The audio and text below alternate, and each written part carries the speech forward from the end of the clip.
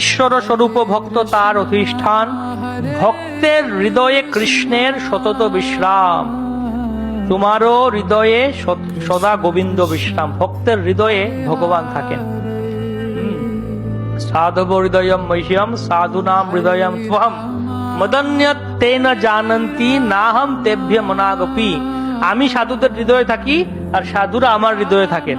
সাধুরা আমাকে ছাড়া কিছু জানেন না, আমি সাধুদেরকে ছাড়া কিছু জানি না। ব্যাস, সিম্পল সূত্র। ভগবান যদি চেষ্টাও করে নিজেকে লুকিয়ে রাখতে, কিন্তু ভক্তদের সামনে লুকিয়ে রাখতে পারেন না। আপনা লুকাইতে কৃষ্ণ নানা যত্ন করে, তথাপি তাহার ভক্ত জানয়ে তাহারে। ভগবান অনেক যত্ন করে নিজেকে লুকিয়ে রাখতে, কিন্তু ভক্ত তাকে জেনে ফেলেন। অসুর স্বভাবে কৃষ্ণে কভু নাহি জানে, লুকাইতে নারে কৃষ্ণ ভক্তজন স্থানে। ভগবান নিজেকে লুকিয়ে রাখতে পারেন না ভক্তের কাছে। ঈশ্বর স্বভাব ঐশ্বর্য চাহে আচ্ছা দিতে, ভক্ত ঠাই লুকাইতে নারে হয়তো বিদিতে। ভগবানের ইচ্ছে তিনি লুকিয়ে রাখতে চান, কিন্তু ভক্তের কাছে লুকিয়ে রাখতে পারেন না।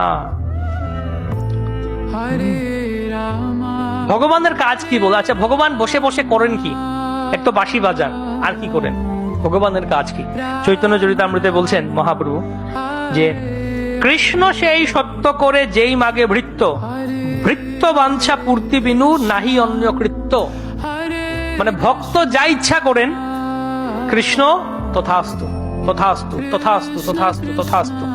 কৃষ্ণ বসে বসে করেন কি? তথাস্তু তথাস্তু তথাস্তু বলেন। বড়বাবু বসে আছেন অফিসে, তিনি করবেন কি? শুধু সাইন করার জন্য বসে আছেন। তার আন্ডারে বাকি সবাই কাজ টাজ করে, স্যার এখানে সাইন লাগবে, ফাইলে ঠিক আছে সাইন করার জন্য বসে আছে।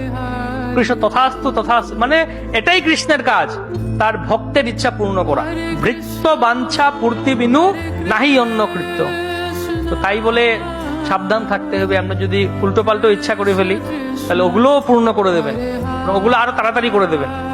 অকপট কৃপা হয়ে যাবে, ভগবানের সকপট কৃপা, কপট কৃপা পেয়ে যাবো আমরা তখন।